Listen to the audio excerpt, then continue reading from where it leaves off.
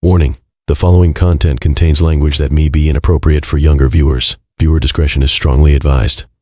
Welcome to the Let's Get Heavy podcast, your exclusive backstage pass to the realm of heavy music.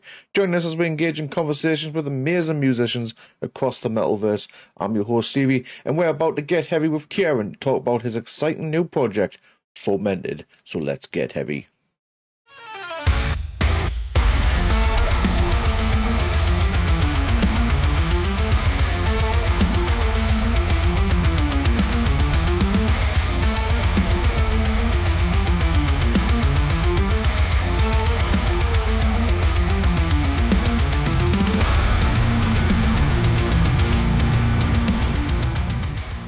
Kieran, Important stuff. I want to welcome you to the Let's Get Heavy podcast, where we like to highlight bands, try and spread a little bit of positivity throughout the metalverse. I'm Stevie from Get Heavy UK, and welcome. I'm very, So very first of all, grateful. we want to talk about your epic new project and the new EP. It's only been, a couple of weeks, is that correct? Yeah, would have been. Yeah, Jesus, time flies. Fomented. Am I saying the name correctly? Fomented. Well, it's faux or for, whichever accent is, whichever dialect you call it. So, but yeah, Fair it's enough, faux. Because people go, ferment? I'm like, no, foment. They're like, what's that mean? I was like, to incite, protest. So it and just depends on the accent. rebel. So forcing the tune, we're going to say fomented. Yeah. I'll probably get messages later on. No, you're saying it wrong. But anyway. And like we've just said before, you've got a new EP as well, Bitter and Miserable Beings, which is just blown up at the minute. Just every time I'm opening social media, it's there. Do you know what I mean? I can't seem to escape from it. So we even played it on our Twitch stream, which I believe you dropped by. I did. I've had played through numerous of times. It is an absolute beast of an EP. Oh, hell yeah. Very well done to you and you. Who else is in the band? It's a two-man project. Yeah, so it's Cy Taplin. Or Simon. So he used to be in Savage Messiah, thrash band. Oh, yes. Yeah, he was their guitarist for a while. And then he joined up with Ashen Crown just after COVID. And then we just just life and projects. But we're both very hyper creative, so we ended up going, could just start a project. Brilliant. Yeah. Well, like I've just said, it's an absolute beast, and it's been generating a lot of buzz with fantastic reviews from outlets like Razor's Edge, Ghost Cult Mag, just to name a few, many, many more. How does it feel to see such a strong reaction to your debut EP? Well, it's been really cool because, to be fair, just this is very important to clarify. So Fomented is completely DIY. Everything we did ourselves, bar a little bit of PR, which Dan from DC Sound Attack helped us with. So he's helped us get the stuff out as well. But most of the things that we've been getting back feedback have actually been me directly messaging people or posting, or people who I know, like friends of mine who have referred me to you as well, have just been spamming us around. So Fomented's kind of success, as it were, is purely dependent on the community and friends, which is kind of wild. Word of mouth, friends, and community. We don't have any money. We're not paying a PR company $2,000 to promote us to the right people, as it were. So we have. I think the record's testament to the old school way of self-releasing, and I think it's the best way. I think you get everything's organic, nothing is fake. Everything is genuine. Your fans you make are real fans. They're not a number on a streaming site. They're not a bot comment.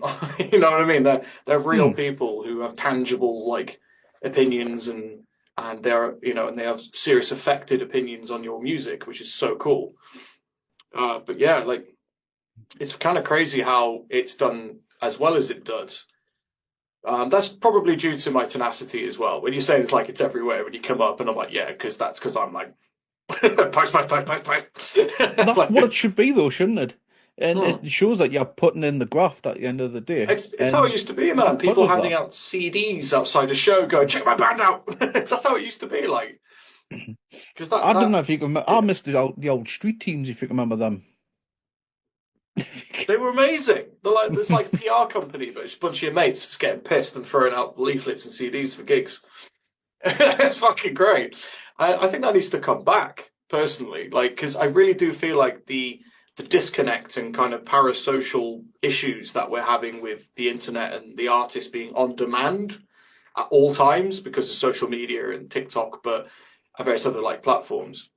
I think we need to kind of like reel back how we're approaching our music a bit now because making money in metal is insane concept. Like you're not gonna do it. Couldn't Like agree more. Couldn't agree more. the amount of money, this is from my experience because I've got my other band Death Collector and we've been signed to Prosthetic Records and which we've now been released from and that's very much strongly on our part too because we didn't get it. We're not part of that thing. We're too DIY. We're too underground. We're too old school. We're too punk. It wasn't our vibe, and it was a new experience for me personally. But what it made me realize was there was huge disconnect in reality, in my opinion, between labels and music. Like, and I thought it was kind of scary. It kind of threw me. I was like, I didn't expect this. I was expecting music nerds who are all about music, loving music, which there is people that work in labels that are like that. But the Hmm. rest of it is just executives and heads, and they've got to make their heads up, but they've got to make sure they make profit. And I understand that because they're businesses, but it's so like profit orientated now that, in my opinion, from my experiences with the industry, is that it's incredibly self-interested. They are all circle jerking each other, looking for the next best paycheck, and like they're throwing bands to each other. Oh, we're done with them now. Let you do a PR campaign and use that the PR blah blah blah, and then make loads of money, and then they'll do a tour, and then we'll make money on that, and then this PR company that we're friends with will make money on. It's all interconnected. So once I experienced all that kind of, I describe it as corrupt nepotism because this is what it is, and I'm going to be controversial. It is, it's fact. Um, I experienced that. I went, now I'm out. It's just like, I don't like this. It lost the spirit of music for me and art and expression. So I was like, cool, I'm not a commodity. I'm art. So I'm going to keep to that. So Fermented kept that experience from Death Collector for me moving forward. So I said to Sai, I went, look, I know you've been a big band and signed, and I've done some stuff as well. I said, look, let's keep this DIY. Let's keep this underground and every single element we've done. So from the music videos to the graphics to everything, the music, the mixing, the PR, bar minus some help from down from DC Sound Attack. I'm just going to plug in again, but we've pretty much kept it to the underground, kept it to the ground. I love that. And I think in itself that's why we are getting attention is because people are like, I never heard of these, and because it's word of mouth, incredibly as well. Big So I respect went to with you it for there. doing that, because that is what, at the end of the day, we want to focus on putting money and basically our goal at Get Heavy is to focus on the bands and the music. And Mm. if we can help put money into their pockets as well, or putting just something where a wider audience sort of thing, then I'm happy. Mm. You know what I mean? But people So like you are respect to you intent. for doing that. So Yeah, but like likewise. So the other side of this is the people like you. So the other side of this is people who are passionate about music, passionate about supporting underground, who love art, who love expression, who love like people like coming up with ideas and crazy things rather than trends following. Rather than be like, oh, hardcore's popular right now, let's just do straight hardcore, and then there's like 1,000 hardcore bands all signed to every label, and it's just like, cool, that's lost all of the heart of hardcore, all of it. That's not what hardcore's about. And that kind of saddens me is that we've become like things are so commoditized to like trends and this is a trending topic, this is a trending lyric, this is a trending song subject, and I feel everything gets commodified so quickly. hmm.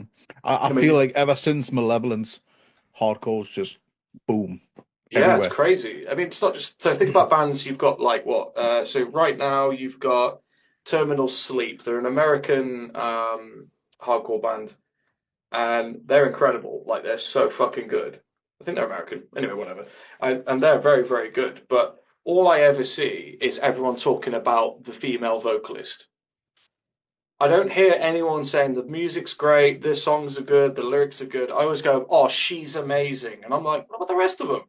Like, yeah, she's great, but what about the rest of them? Like, and it's how like I like kind of like identity politics sort of thing has now crept into music to a point of a selling point. And actually, unremarkably, that's how labels work too. They go, will this band cause controversial argument comments in every comment section on everything it's ever posted on? Yes, cool. Well, grab them. That'll make tons of ad revenue, tons of like revenue on Meta and things like that from people arguing in the comments about stupid things that don't matter. Like, I've never thought about that side of things, it's Never. worse than you think. Fuck, dude. Never thought I would go that. Labels looking at, will this band bring a bit of controversy? Yeah, 100%. Okay, right. So Makes sense now when you've mentioned it, though. yeah, so this isn't like just some like, oh, by the way, this is literally reality. So all of these different like websites, so like Metal Sucks, Metal Hammer, all them, they love it because right, they post. There's a band called Brat, right? They're signed to Prosthetic Records as Death Collector was, and they started about the same time. Okay. And now they're kind of like power violence sort of stuff, a little bit of hardcore in there. And they had a cheerleader as a vocalist, and she's exceptional. She's so funny, right? And the band is great. Like they have the fattest drummer known to man, and he's amazing. Like there's a whole thing, like Gene Home, like those fat drummers are just the best. And the band have this such What do you great think? Where presence. Cal get heavy, mate? Yeah, exactly, right? And so it was like, and I just thought this band's incredibly fun. Like they're great, and they started out really underground, and they make their way up, and then labels and then the label was like talking to the social media people, and then they were talking to all of the other PR platforms and stuff. And the first thing they did was when they were posting on, like, say, Metal Hammer was posting on Metal Sucks and things like that, they made it all about her because they knew what was going to happen. It was the comment section Baiting before people sort of thing. baiting people, right?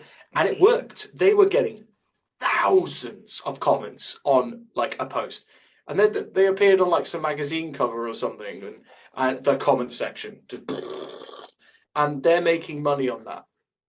From engagement, they're making money from clicks on their website. They're making money on the ad revenue. They're making money, like it's crazy and they're all doing it, and they're all actively, deliberately doing it. And part of the thing when requisite to be getting signed to a big label is any of the lyrics or people in your band going to cause like a positive and negative reaction in the political sphere or the social sphere. Yes, good, right, tick, that's great. You've already got first part in. Nothing to do with the music, nothing to do with the art, the intelligence, and nothing. The first thing they care about is this going to cause enough fuss that we can make money off it. And I get it. I don't hate them. I don't hate them for doing it because that's the internet now. I understand. Unfortunately, it is, but it's wrong because we should be focused on what at the end of the day, the music. The music, right? It's the music that brings everyone together. And that sucks because it also, I feel like it devalues the people in the band. So let's say you've got someone who's trans or gay or non-binary, or you've got a woman or man. It could be someone who's gay or pansexual. That will be the only thing people fucking talk about. And it'll be like, oh my God. And it's good to have representation, but I feel sorry for the people who are those people that are just there, like having their, I guess, identities or lives being dragged through the mud by stupid people in comment sections who are just like, have no critical thinking skills. And they're just like, do you feel that they'll not want that? They'll just want the music focused on? Of course, because these are people like you and me. They're no different. And that's the problem. We've got to stop dividing them, is that these like individuals that need to be particularly protected and fluffed. They're hard as nails. They can handle most things. They've got through life already in a world that hates them. I think they'll be fine if they don't get pandered to for a bit. But the main thing is like, I can't imagine what it's like for them as well. Again, I can't speak for them. It's up to them to speak for themselves. But I can't imagine what it's like to have all of my, I guess, things that are out of my control. So like things like being gay or whatever, is being used as a tool for an identifier to make my band stand out rather than the musical intent, creativity, and artistry. for me, that kind of sucks. If there's a band that's incredibly, like, let's say there's a band that's really proactively like trans rights and things like that, that's different. See, that's where the political matter in the music is very important. But I'm talking about that identity aspect, and I feel like bands are being so pigeonholed into that. Like, I mean, for example, I'll bring Brat up again. It's a perfect example. They coined this term bimbo core or bimbo violence. That was it, bimbo Right. violence, and it fucking made me laugh. I just thought it was funny, and they did it deliberately because it pissed everyone off. And Is that she's kind of out like the there same doing, sort of thing as moancore sort of thing? yeah, it's just inflammatory. It's basically to wind all of the old heads up to be like, oh, it's not real metal. Comment, and I'm like, Well, it works, doesn't it? Unfortunately, and it it works. does because people can't help themselves. I've got so good Yeah, at not reacting now. It's like once I know that a website or something's trying to manipulate me to get me to react, to add to their algorithm or to their number count, I just go, nah, I'm out. Not doing it. It's bait. It's bait. The more you realise that all of these articles are bait, it's unreal. There'll be like an yeah, article like, what was it? Or Sleep Token. They'll just drop Sleep Token's name all the time just because it rages the metalheads. It's not real metal. yeah, yeah. I think Yeah. you've done a couple of TikToks on that as well, haven't you? The Oh same yeah, with I made some jokes and stuff. Yeah. yeah, I used to do a Nickelback as lot more well. of it, but it come across a little bit sanctimonious, so I kind of stopped. I was like, I need to stop doing it. You know what I mean? Like, It's Sorry, good. went on a bit of Tim. tirade there. Yeah, that's quite all right. We're getting way off topic. I told you. I said to say hello, and I'm like, So back on to hmm, Fomented. For those who are yes. discovering the band, how would you describe the band's sound and the core themes you explore? Yeah, okay, so this is fun. So the sounds that we deal with are essentially mine and Sai's experiences and favorite genres and bands growing up and also like in our formative years as a teenager and to adults. So it's like it's got everything: new metal, hardcore, old school and new. It's got death metal, metalcore, old school metalcore. It's got death metal. It's got thrash, new and old. It's got crossover elements. It's basically an amalgamation of both of our music tastes, kind of just into one. But we use hardcore as the fundamental kind of baseline of the thing we use. So we'll like do hardcore with this and then hardcore with that, because hardcore is something that me and Sai both particularly very much enjoy. And when we say, and one of the main things is that hardcore has become, I said, very just commercialized now, and it saddens me because hardcore is. I mean, I did a video on this. You might have seen it, where hardcore is derived from punk. I don't think I've seen that one yet. Right. So yeah. So hardcore is literally derived from hardcore punk, and then punk, and etc. Right, and then to black music. Right. So let's be real for a second. Hardcore should always be political and should always say something. Like, it doesn't have to be directly like political in the sense of like, oh, vote for this party. That's not politics. That's identities. That's different.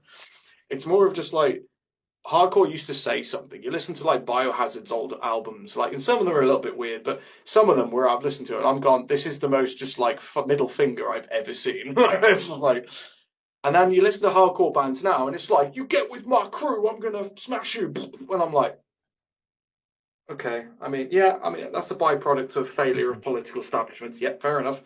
And gang culture and things like that is a result of the instrumental failures of government. Yeah, okay.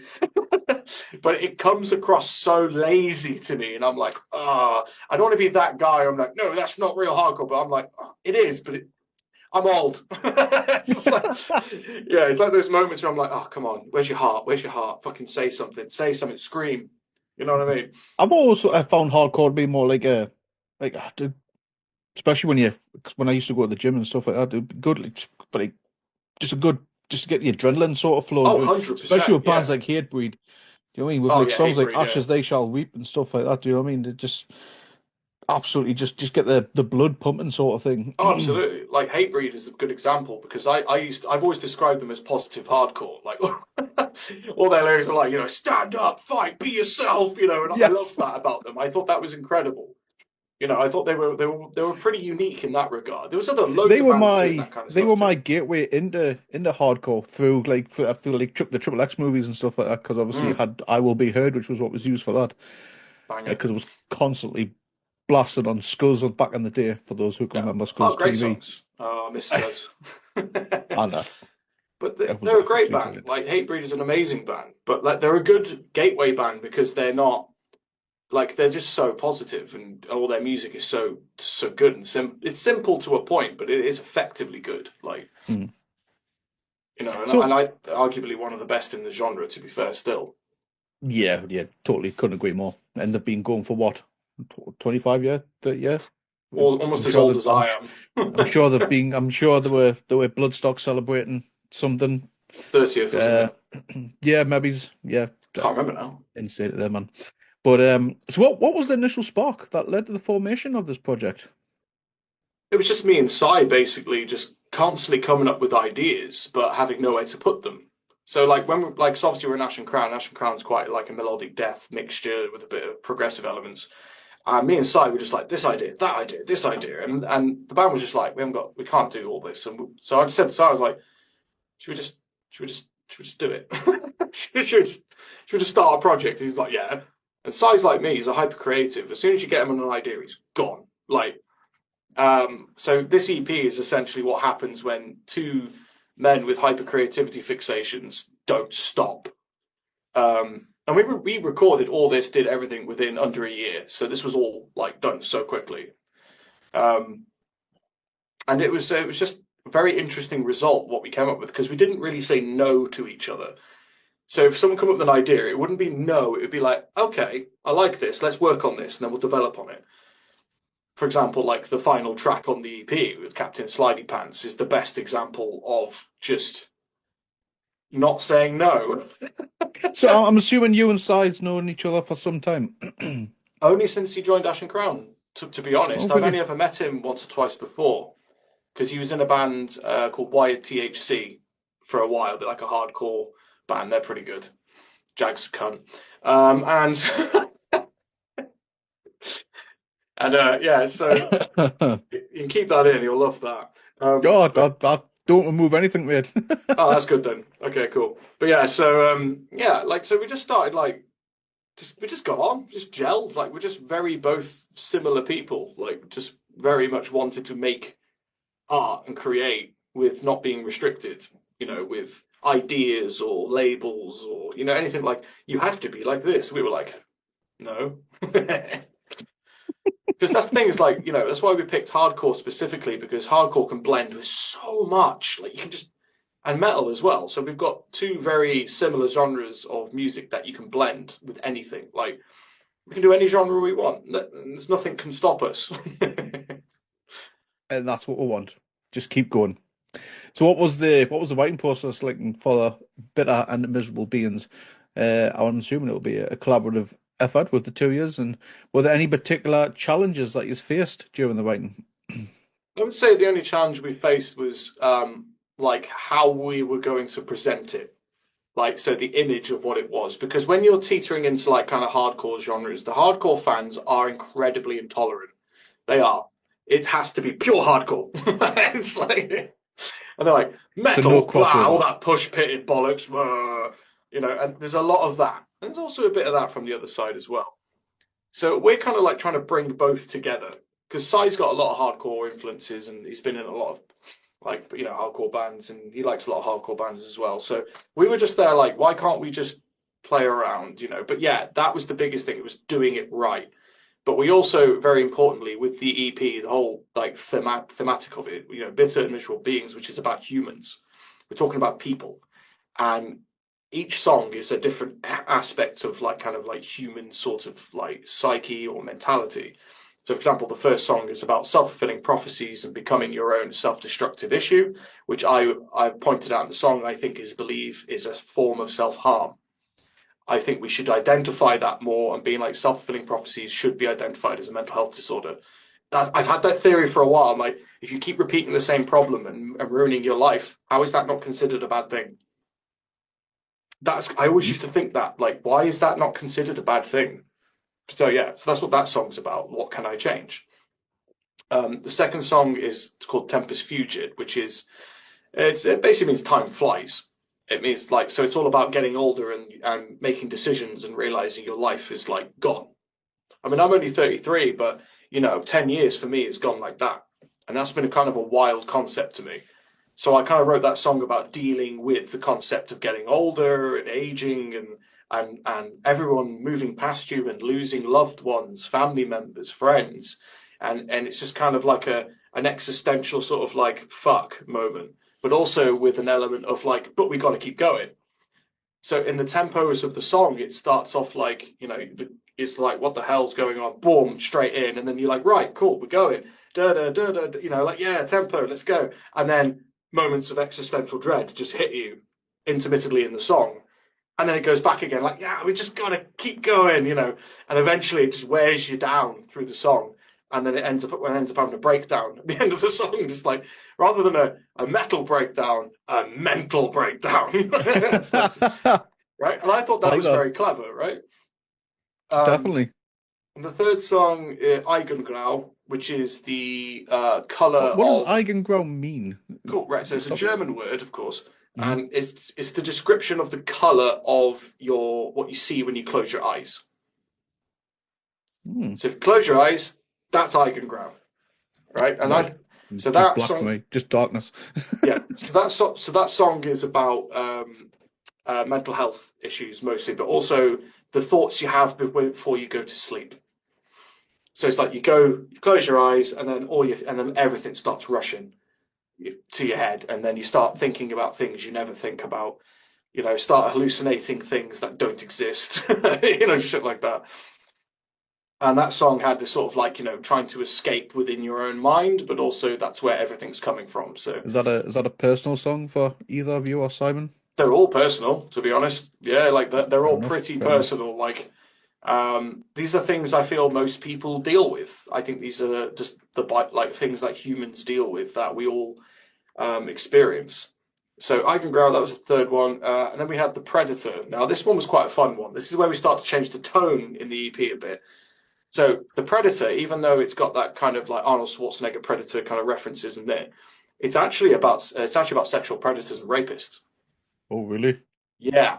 Going very dark. And I feel like, because personally, I've had to deal with so many men, not even just in my life, but from women I know and women I love, family members, friends, ex-partners, partners, and they've all had this problem. All of them. Not one of them, all of them.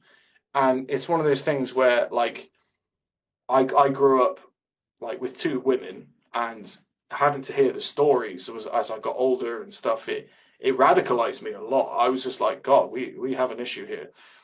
So The Predator is kind of like, it was a little tongue in cheek at the start, because it's alluring you into a false sense of security with the song, because it starts off, just like, oh yeah, Predator, Arnie, whoa, and then it actually going, hold on, these alien creatures and monsters are real, and they live on our planet right now in plain sight, not invisible. They're here.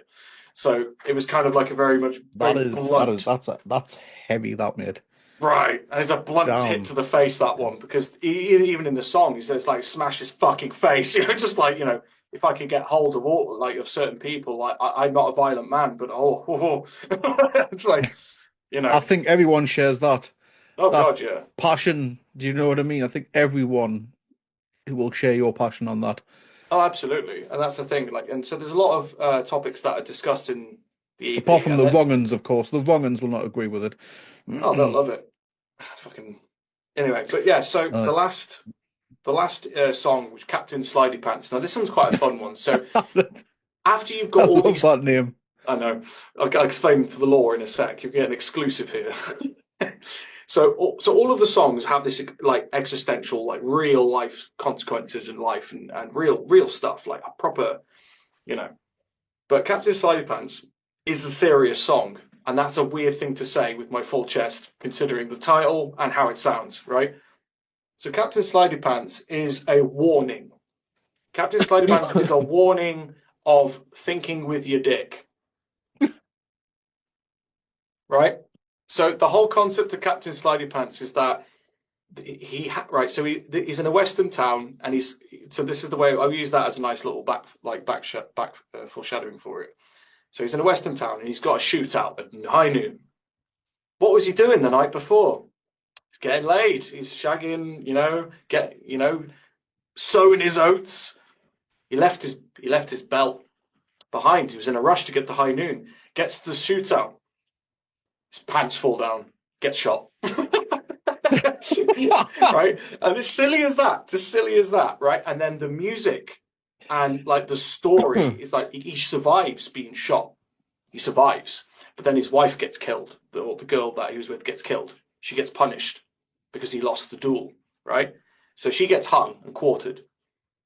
And then he survives and then has to live like after that, knowing that his hubris and his ego got his someone he cares about killed, right? And I think it's a good warning about not being prepared for important things and not taking them seriously. And the end of the song is him having to leave town with guilt and shame, and he's on the road and he meets other people, on the train tracks, that kind of thing. And he's out cooking his beans in a can, shit like that. Yeah, and that's it's kind of a warning in a kind of almost ridiculous comical sense. And the bit in between with the phone call, which I love, is a weird moment of just like, what the fuck? Because that's common. It's just a comic moment. That's it. It was just like, that's it. Just a bit of comedic moment to relieve like all of that. Just considering like the song's quite serious though, what's the name? Because his pants fell down. Captain Slimy Pants. But this is the point, right? And that song and the title and everything about it, it's a conversation about taking yourself too seriously. Like, we take ourselves too seriously, especially in like genres like hardcore and metal. We've all got to be as heavy as possible, and we have to be as brutal as possible and masculine. And I'm just like, why can't we have a goofy song? Why can't we? Like, who the hell's stopping me? And this is me maturing as an adult. Like, so that's me going, I don't care what people think. If they like it, cool. If they don't, cool. Like, that's valid. They're both valid. Like, I had someone go, I couldn't really take it seriously, so it wasn't really for me. And I'm just there like, that's fine.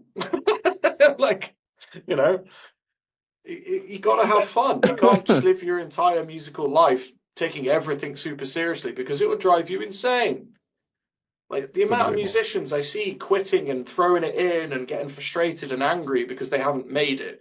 And I'm like, bro, you don't want to make it. It's like, because what is making it? What? Oh, yeah, that is the question. What is making it? Is it getting, paid to do this? Signed to a label? Yeah. You need to ask yourself, what you're in this for? Oh. And even the big boys at the top will tell you there's not a lot of money in this. There's not. No. You do it for the love. You do it for the passion. Exactly. And if you find your own rewards within something, you can never fail at it. That's my opinion. I feel like I'm so successful in my head because my term of success is people actually like it at all, rather than having millions of fans or whatever. That's cool, but I like to know the people that listen to my music and talk to me, and everyone who watches this will put it in the comments, and I'll ask them to do it now. If you know me and you listen to my music, have I spoken to you? Yes. All of you. Like what we're doing right now, so.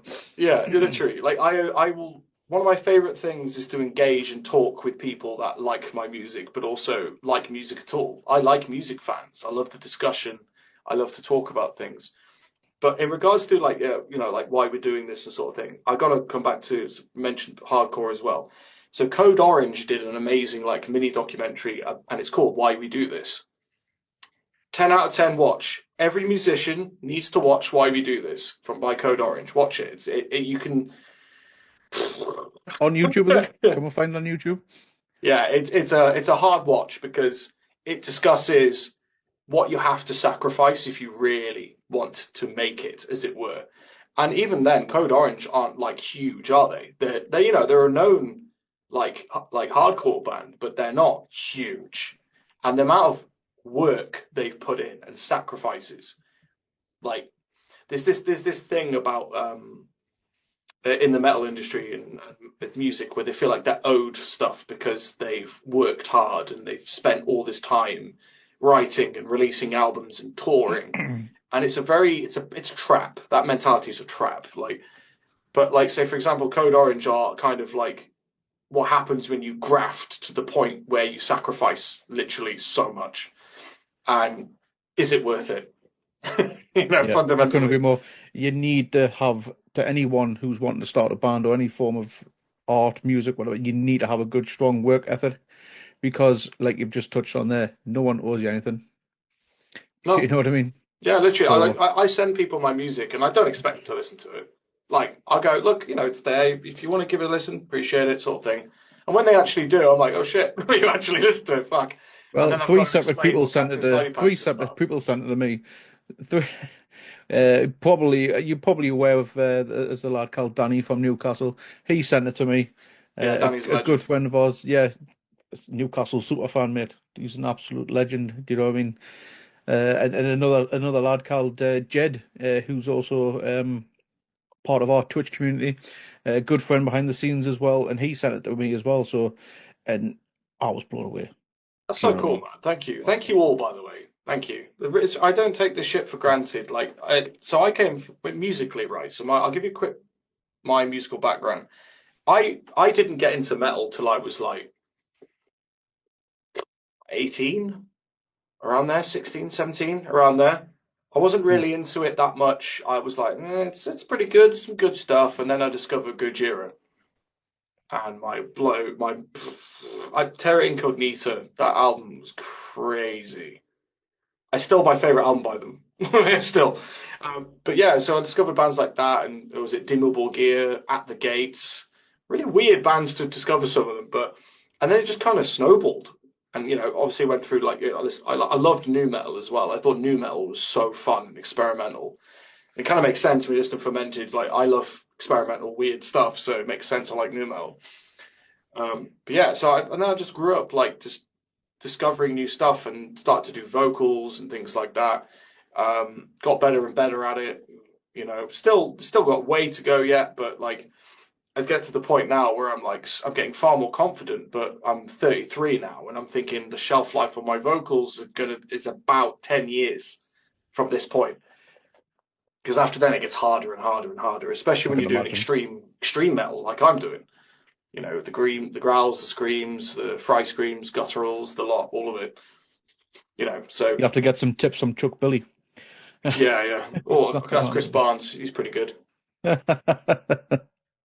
that though, he's actually quite the guy, Chris Barnes. People give him too much shit. I don't think he deserves it. He's Cannibal Corpse, wasn't he? Yeah. Yeah, OG. Those were great albums, though. I watched I think it's a documentary on them on YouTube. I think it's like 2 hours, so I hope you've got a lot of time to kill if you ever want to watch it. But it's a good watch.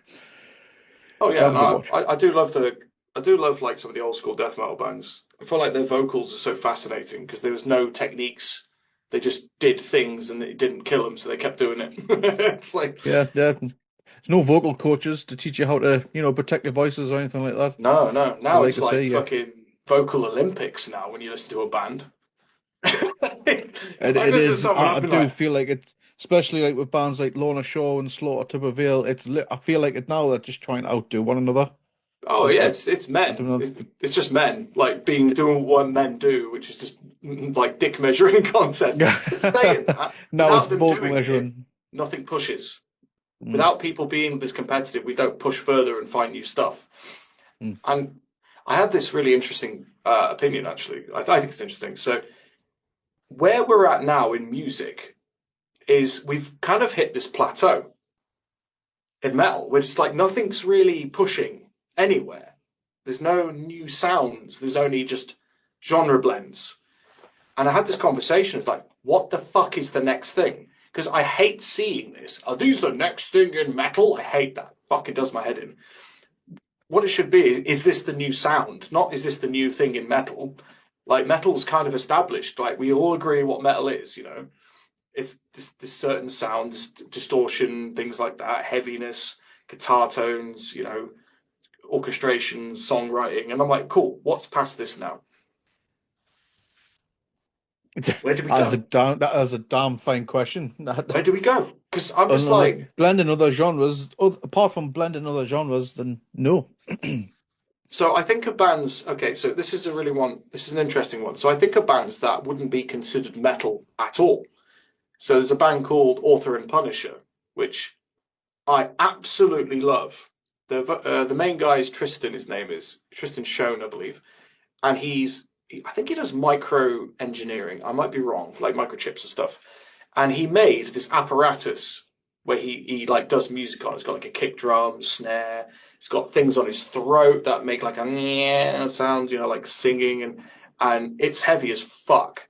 Like, and it's one of the craziest things I've ever seen. And I looked at that and I thought, post-humanism, transhumanism is the next step of music. It's inevitable, where we become the instruments. Right, so with bio enhancements, things like that, machines, integration with technology and stuff, I feel like that's going to start transforming sort of thing into the instruments themselves. Because transhumanism is the next step in human evolution. That's where we go from organic flesh to biomechanical. Right, that's the next step. It's inevitable. It's gonna happen. I mean, like Elon Musk with his bloody chip thing, things like that. That's one step towards it. The Neuralink thing, things like that. VR we're getting close. What stops them replacing your eyes with VR, like devices, and then you're connected to the internet, like Matrix, like. We're getting into Cyberdyne territories here, mate. But for example, right, so that's what I mean. Like, so I see Author and Punisher, and I went, that to me, that sounds new, sounds fresh, but familiar. But even then, I can't say it's new. It's like Godflesh, isn't it? I mean, that's been done. And that's why I always have this conversation. I'm just like, well, where do we go now? It's interesting that you bring it up. It's very interesting. Definitely something that I'll have to ponder on in the future, but definitely, because you've definitely got me thinking. That's for sure. Because I mean, we can't get heavier, we can't go any lower on guitars, we can't go any faster. I mean, I've seen 350 BPM now on drummers. It's like, Jesus Christ. Like, the human body has limitations, and that's why I'm saying the next step will be biomechanical, will be transhumanism, because we'll have fingers that could pluck a guitar at a pace that's insane just from the assistance of motoric assistance, for example. That's why, again, I'm not sure on that, but we'll see. Fully robotic band sort of thing. I mean, we've got AI bands. Oh, that's a good point. Oh, let's not get into that. Yeah, we'll be here all night if we start talking about AI. Yeah, I could talk all night about everything. I did warn you. No, I did. Yeah, anyway. Yeah. So, well, off topic again. But hey, let's jump back on topic.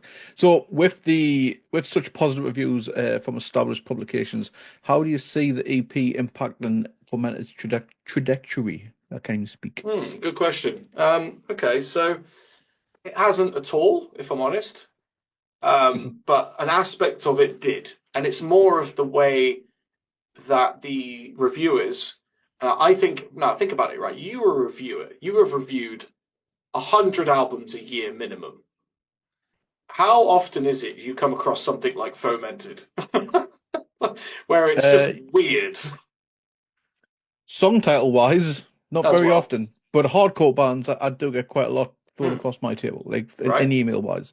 And so, like, Fomented, like, because we blend all these different weird aspects. If you're a reviewer and you review pretty much everything, and everything's pretty much like hardcore, deathcore, metalcore, and it's very monocentric. And then you have something weird that mixes all the things. All the reviews that we have had have been so enamored by how weird the EP is, and that's one thing that we're taking away from it, being like, well, that seems to be a thing that makes it stand out. That's the only takeaway I think we've got from the reviews in regards of trajectory change, where we've like, maybe we should just do what we want, but unhinged. Just like, let's just take the fucking safety off. Let's just go mad. Let's see what we can do, So yeah, I think that's probably the only thing I'd say, so far at least. Mm. And with the current state of the music industry, this could be a long conversation. Oh yeah. Uh, and the hardcore scene. What are some things that give you hope for the future of the underground music? Oh, definitely word of mouth. The Mm. internet has been incredible for word of mouth as well. But like yourself, you've been given our record multiple times by different people, and it's Yeah. showing that word of mouth is still the best way of discovering music, and hardcore is one of the best for it. Like the amount of bands I've discovered from people telling me about, not some article on Metal Hammer or whatever. I don't see anything on there.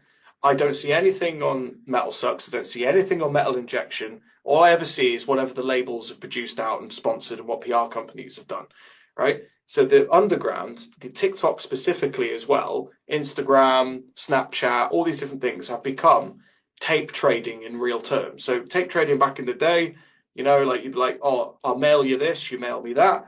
We've now got that all the time because people are chasing that dopamine.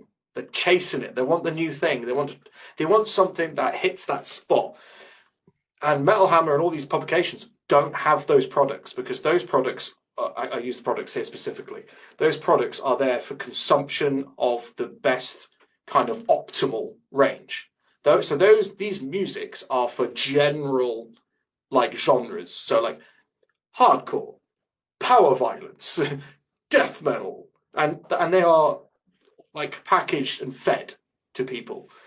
But with people discovering their own like discoveries, that sense of discovery and wonder is the thing that keeps them going, and that's what keeps the underground going. Like, what was it? There's a band I discovered recently called ADE, and Sounds familiar, that. they're from Italy. I did a review on them as well, actually. And they're signed under an underground label, Everlasting Spew Records from Italy. Fuck, absolutely love that label. They got some of the best bands on it. And I checked it out, and it's like, do you remember Ex Dio? Hmm. Yeah, it's like that, but technical death metal, Right.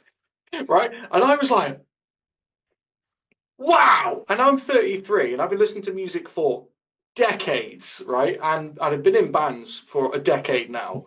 And even now, I still have that sense of discovery and wonder when I find a new band. Like, and they're not doing anything particularly new, but what they're doing is very, very good and very well. And I listened to it and I thought, this is incredible. I need to share this with people.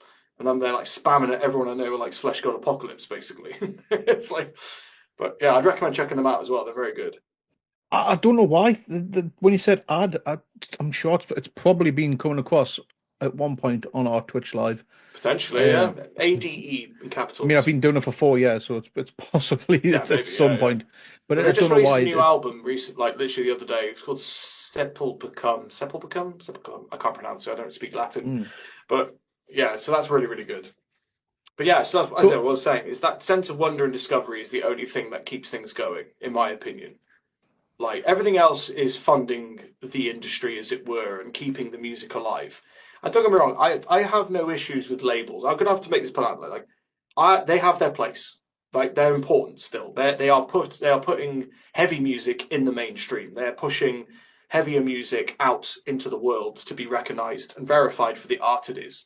Absolutely, I'm never gonna disrespect what's all come before. Like Metal Blade, Prosthetic Records, Willow Tip, Everlasting Spew. They all have a part to play in the big industry. So I know it comes across that I'm a little bit like, no, screw the labels, but I'm not. It's not for me. It's not my world.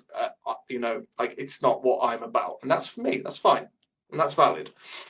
I feel a lot of people share your opinion. What Hmm. is the need of labels these days? Because you can record everything yourself at home Yep. in the comfort of your own home. Yep. You're surrounded by your own like comforts, etc., whatever's in your house, etc. Yeah, bandmates, you can trade backwards and forwards via emails, like songs, etc., and you can work on them, like I say, in your own time. And your own mixing is just as good, if not in some cases better. So yeah, in my opinion as well, Well, yeah, I, literally, do, yeah, you're I right. see the way labels are going. They're kind of dying out. Yeah, they know it as well. like, see, they know, they can read, they read them between the lines. They're signing less bands now. They're defocusing on certain areas in the industry and focusing on others. The main thing that labels have, and that will keep them going, is they have tons of intellectual property. We're talking from like all the way from like the 70s till now, and they can always rehash that intellectual property whenever they want. So if they wanted, for example, to start their own entire streaming site with tons of live shows that they own the rights to, they could. They're going to do that. So I'm predicting it, fully predicting it. You're telling me you wouldn't watch like, a full show of Dillinger Escape Plans, like their first fucking tour. That's all professionally recorded. You wouldn't watch all of Machine Head when they were like playing The Blackening when they first released it. So kind of like Netflix sort of thing, but for like live performances. Mm-hmm. There's already that hasn't already been done. Actually, there might already be one. Something similar. I can't remember the name of it right now. Mm-hmm. Yeah, I think you're right. Yeah. I'm sure my pal sent us it last year. Yeah. But I think that's kind of where it's going to go for labels, because Spotify has, social media streaming and things like that, and Spotify, things like that, have ruined the labels' potentials of actually making profits for the bands and themselves. Spotify don't pay enough, and ease of access, we can't take that away. It's like taking a tool away from a child that's learned how to use something and is making things easier for him. It's like, no, you can't have that now. And the kid's like, well, that's just made my life harder. Yeah. That ease of access and instant gratification, it's gone. It's too far gone. We can't stop it. So I do agree. Now, this is controversial. I think all art should be free. I don't think money should exist. I think, being an artist in itself is literally the peak of humanity. I think expressing the human condition is vital for our survival as a species as we evolve and move forward. That's the fundamentals, like socialist utopia I have in my head. It's like something from Star Trek. But at the moment, a band in Kill All the Gentlemen, who I recently chatted with, they had an absolute amazing idea with their latest EP, where they release so many digitally, and if you want to hear the rest, you've got to buy the physical. Oh, yeah, that happened. Another band did that. Oh, who was it? Fuck. But yeah, no, great idea. It is a great idea, because that's how it used to be. Mm-hmm. Like, if you want to hear the whole album, that's great. Absolutely great idea. I love that. So I was like, so I can't hear the rest of the album. I've got to physically buy the CD to hear the rest of it. I mean, someone will probably upload it and put it on torrents or something. Yeah. But then, that's down to the person to go, do you know what? I liked what I heard. I'm going to support them. I'm going to go check it out. And also it benefits the band, which always feels good for the listener to make sure the band is getting that support. Because I personally like to do that. I love supporting bands, like mostly underground bands. I mean, I've got so many CDs. Yep. CDs, T-shirts. Yeah. I've got a mountain of them. And I like supporting bands. Like, that's one of my favorite things to do. And I like to help promote them as well. Like, I'll wear their merch on stage when I'm playing festivals or whatever, or gigs. I'll wear it during some of my videos. If they go well, at least I'm wearing the shirt. You know what I mean? Like, it's just all those little things to help with the promo. And people look for this stuff. They look Swans, who are currently from Newcastle, hardcore band. So yeah, I'll check them out. I've seen their name pop up a couple of times, playing with a couple of my mates. Like hardcore, check out Cool Dust. It's an absolute banging EP. It was my favourite release of last year. Absolutely amazing. Very nice. Yeah, so what was your next question then? I'm derailing constantly. That's quite all right, man. I love it. I love it when people get in a good conversation. That's what I love at the end of the day. But what's been the most surprising or memorable fan reaction to the EP so far? Oh, okay. I'm using the word fan. I feel like that might be a little bit too arrogant of me. But okay, so do you know the band Onslaught? Mm-hmm. Yeah, their guitarist absolutely loved the EP. Like Wayne. And I was like, can I quote you? He's like, yeah. I was like, but having my peers compliment my music is crazy. Like I've been listening to Onslaught since I was like 20. And then also the same thing with old Drake from Evil. Like he was just like, yeah, no, I really like that. It was really good. And I'm like, what the fuck? It's just like, and this is where it gets a bit weird, right? So also we had Jason from Agalock. Don't ask. Yeah, like because we have friends in common and things, and Death Collector. He was going to originally be in Death Collector on bass originally, if we were going to be an online project, but we wanted to go live, and he's like, well, I live in there, so that ain't gonna happen. I mean, yeah, sorry. But yeah, so like having people like him be like, yeah, no, this was sick, very creative. I'm like, what's going on? yeah, and I'm there like, what? And that's why I'm saying, like, how do you measure success? That, like, I'm making music that my peers and my people who I like fan of their music and I've been listening Idolized. I don't idolize though. I had to be that guy. I'm like, I don't idolize people. They're just like me. They're just like you. We're all in it for the same reason. We love music, right? Because like Wayne is a good example of that. He's such a down to earth guy. Like he's supported my music since 2018, 19. He's been so supportive of me.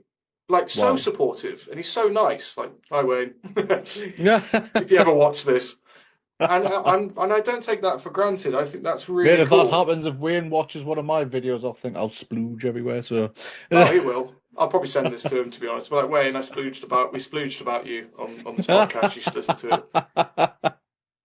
Yeah, and what? Oh, so I'm just gonna boast for a little bit more. I'm gonna do some more flexing. What was the other one? Oh, yeah, is that Matt from Sludge? Nice. What the fuck? Well, it kind of makes sense why he likes how it. do you get it to these people? Or is it just sending it, or they just find it themselves? It's a mixture. So these are people who I know and have worked with, or done gigs with, played with, become friends with, gone out on nights out with randomly.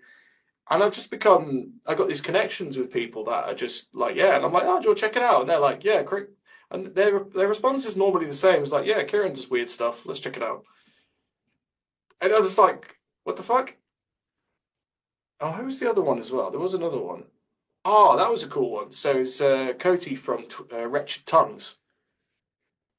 Yeah, like deathcore band. And he was like, he called it an M. Night Shyamalan EP, so he didn't know what the fuck to expect. It's just like, he absolutely was like, what is this? He's a really cool guy as well. Nice. Any future plans to take us on the road? Yes, we really want to do this live. I mean, you can imagine how fun these songs are going to be to play live. Some of these breakdowns as well, like fucking hell. But the thing is, because we want to play hardcore shows. Captain Slidey Pants. With the metal slider. But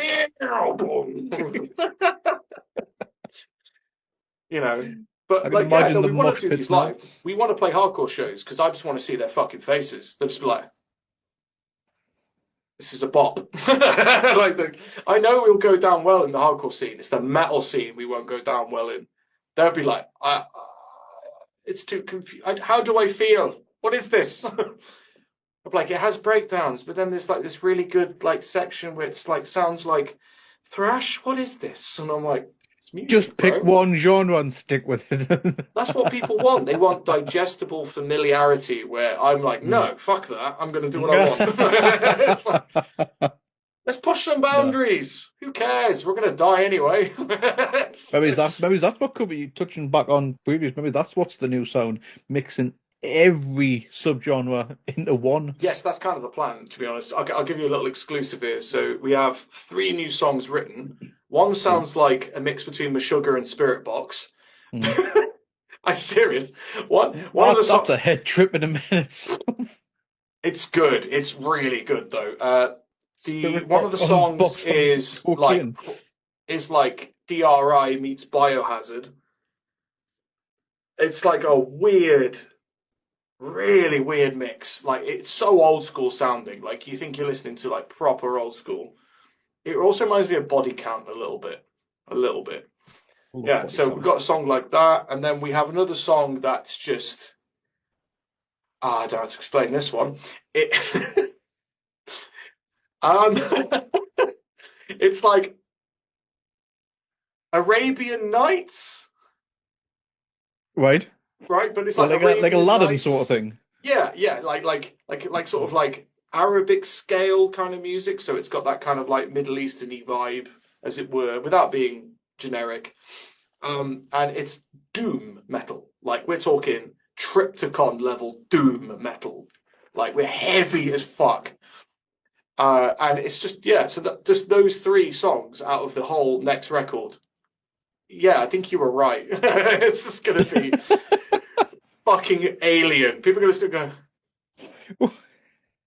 I don't like this song. Oh, I like this song. Oh, I like that song. Don't like that one. Like, it's I mean, and I feel like if we do that, I think that's basically we just can't lose.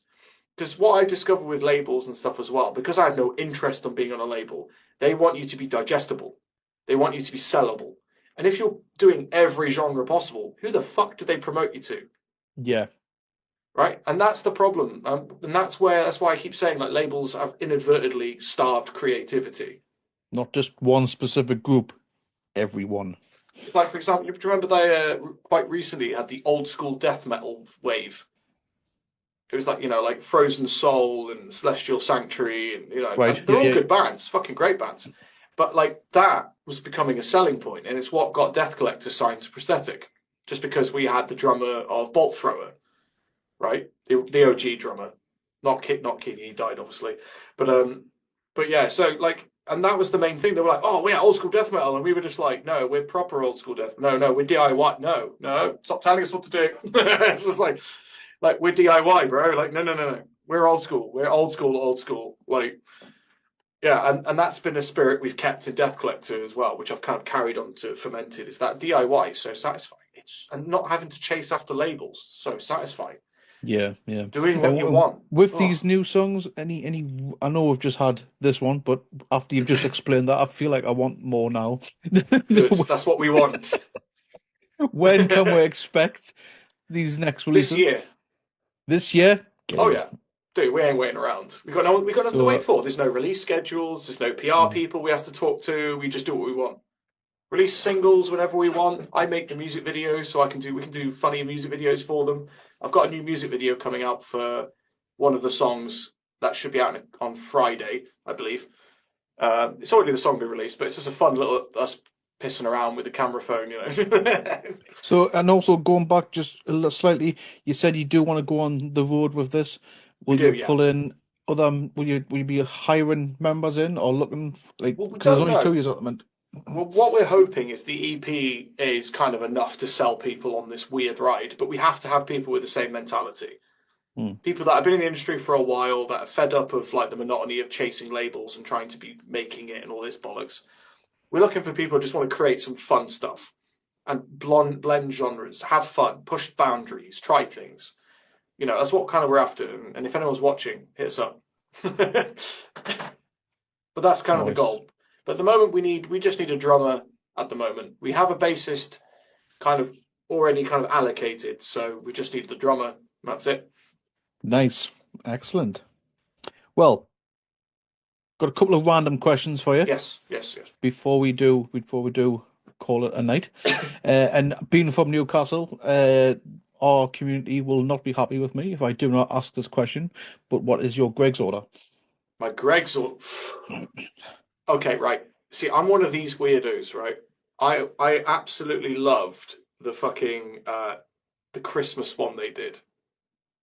What Right? the festive bake? The festive bake, yeah, the stuffing, turkey, fucking cranberry. I fucking loved that one. And ever since I had that, nothing compares. I was just like, these are all still fine. But okay, if it's not seasonal, see this is how deep this is going here. That's my favorite seasonal one, definitely. You can't go wrong with the cheese bean sausage. You can't go wrong with it. It's elite. I like the other ones, but that hits my childhood, straight in my childhood. That every time I eat that one, I hope that passes, guys. No, definitely, 100%. I'm a good old steak bake. But they've got I the like new steak ones now. bakes. They've got katsu chicken curry one now, which is a bit. Okay, right. I love how they're I'm still branching out. I'm on the fence with that. I still don't know. I've had it. Oh, okay. See, I'm a I've tried huge it. food snob. So I love like So it's a bit. Asian cuisine, so I It's would not. avoid that personally, but we'll see. Not not terrible. Not fantastic neither. It's not what But you want, though, is it, from a new yeah. product? It's a bit. Hmm. Okay, right. Let's come up with our I own mean, they must be Greg's. doing well because they're keeping it. Oh, right. Well, let's come up with our own Greg's for a second, right? Let's have a bit of fun here. What would you put in a Greg's pasty? Oh, I'm interviewing you now. yeah. Oh, you know what it is? I don't know why, but I feel like mince and haggis. Oh, oh, yeah, no, yeah, I agree. I'd absolutely wreck that. I would wreck that.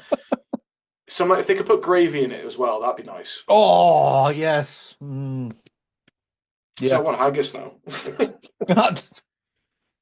There you go. See, Greg's, Yeah. if you're listening, you know what to do.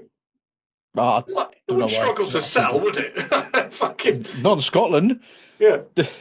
Well, anywhere up north, basically. Yeah, they'll probably deep fat fry it as well. Deep fat fry Greg's pasty. That was an experience. I ever tried deep fat fried pizza. Yeah, I've tried it before. Yeah.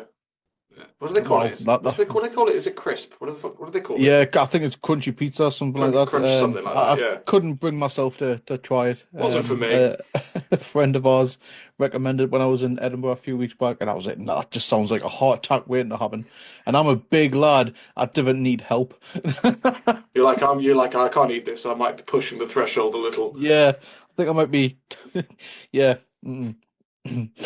So, if you could cover a cheesy pop song in the style of Fomented, what song would you choose? I mean, you've heard what we do. God, we could cover anything. We Mm, actually are going to do covers, so this is going to become relevant. okay. I want to cover. Oh, it's got to be cheesy, right? Okay, it's got to be cheesy. Cheesy pop from the 90s? It's got to be pop. Aren't you trying to get someone to cover S Club 7, Reach for the Stars? Reach for the stars. Reach for the stars. Yeah, okay. All right, let me think. Cheesy Could be pop, honest, cheesy something pop. there. I think it's got to not be gimmicky. It's got to be good. That's the thing. Like, it's like okay, all right, that slaps. Simply Red. Wow. What was the frickin' song? It's the stars above taking home to you. That one. Fuck. I'm probably going to have to Google that Something one. shining through. That one. I think this might just be called Stars. Anyway.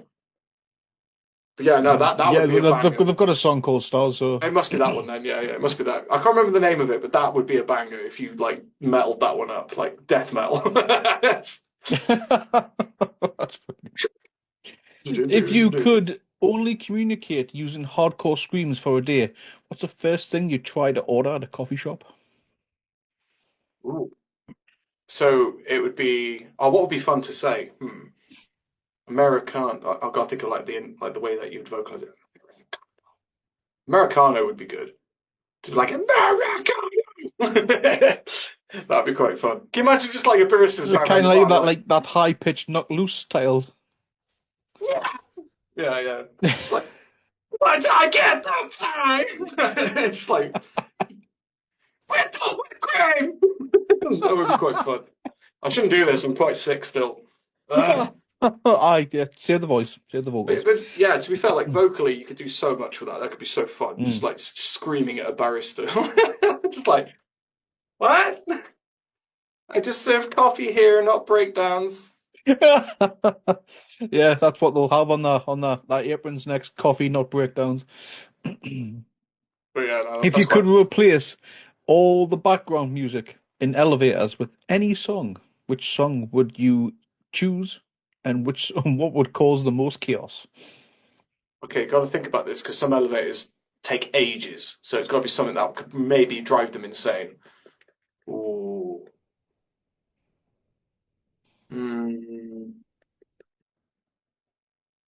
Do you remember? It's technically a song, right? No, actually, no. I'm gonna veto that, brain. Veto that one, brain. That's not. No, it's not a song. So that's the problem. It's got to be a song. I'm gonna try not to pick anything generic and typical. I kind of want to say WAP,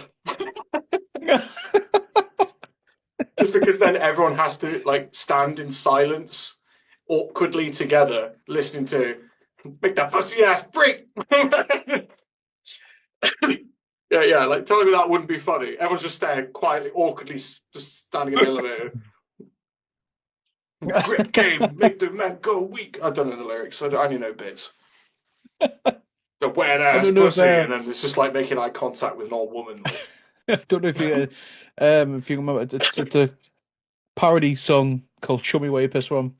I don't know if you can remember that. It was. show me where you piss from. And Yeah. that's Something, Oh, Chupacabra, show me where you piss from. Yeah. Fucking sound bites, man. They get stuck in your head. Earworms. That's going to be in my head now. Thank you for that. Great. you're very welcome. I don't know why it came back up on TikTok the other day, and I was like, oh yeah, we're going again. Well, people care way too much how people pee these days, so I guess it's going to become relevant. This is it. Um, and finally, what is your guilty pleasure? Okay, I'm just going to elaborate. I'll go along with that. I don't believe in guilty pleasures, but my guilty pleasure is picnics. I fucking love a picnic. I love going outside with my friends or female interest, going for a picnic, put a blanket down, all the prepared foods you've made, and no phones, just sitting there, chatting, lovely country, breathing in nice fresh air. Hopefully, there's no farmers spewing shit in the next field or something, which usually happens because I live in Shropshire, so it's just fucking farmers everywhere. That's my Same here, favourite thing. Northumberland. So It's one of my favourite shocking. things. Is going for a hike and go for a picnic. Fucking love it. That's so metal. I love it. No, I should be like, Absolutely no, love it. chewing nails. So, Kieran, is there anything that you wish to plug before we do call it a night?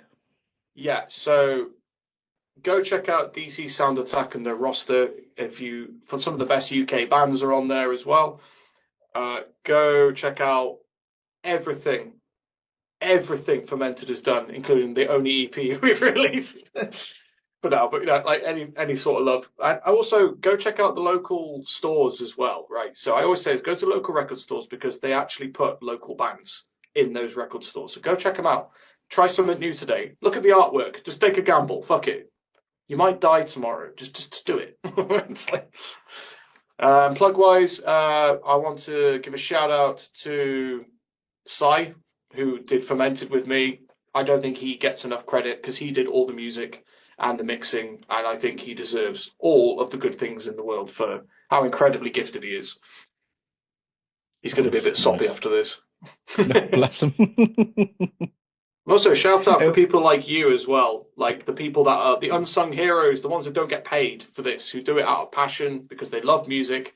And without people like you, I wouldn't be getting more of an audience for my stuff. So thank you so much. It's literally just a case of just giving something back to a community or just to a genre that's given me, it's supported me basically mentally, emotionally since I was a teenager. Same here. Like why wouldn't we want to help this thing get better? Giving us a sense of brotherhood, camaraderie. Do you know what I mean? So this is what I love about our community because I can come to a gig by myself and I'll always find a group of people. Oh, always, yeah, every time. If they see you on your own, they'll even come over like, "Oh, you're on your own." You're like, yeah. Or you just go in the pit and now you've made best friends. Well, my pit days are done. I'm 39 soon and I'm too old for that. All right. I mean, I'm 34. I've got sciatica. I'm partially sighted. Like, I still go in a pit. I shouldn't. I really shouldn't. Because I'm there, though, looking at the pits, I was like, I would probably crush you. Oh yeah, maybe okay. I mean, just be a bit gentle, or not, or don't. Where's the fun in that? Just give it away. Either way, yes. That's brilliant. Right then, Kieran, well, thank you very much for your time and thank you very much for chatting with us. Thanks for having me. I'm going to leave you with our Get Heavy UK creed, which is the rules of the pit or the rules for life. When someone falls, we pick them up. Hell yeah. Thank you so much, man. Thanks for having me. Really appreciate it.